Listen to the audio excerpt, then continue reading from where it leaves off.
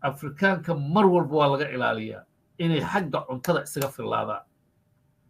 hadday cunto waa ina haystaa dhulkii iyo wixii markaasaad waxaad arkaysaa waxyaabaha aad cajiibkaad la yaabayso ubax bay beerayaan hadda waddanka holland ubax fara badan baa laga waxaa laga keenaa kenya laga keenaa nairobi every single day maalin kasta diyaarad ubax wadaa soo degta garanaysaa waddanka holland marka bal ubaxow muxuu afrika ka yahay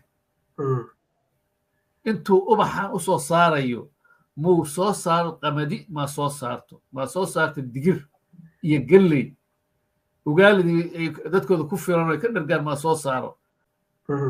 dhulkii laga beeri lahaa way haystaan wixii ku beeri lahayn way haystaan xooggiiyo dadkii beeri lahaa way haystaan china waxa uu ka hordegayo iyo ruushku oo asaga laftu hadda waagu ku bariyey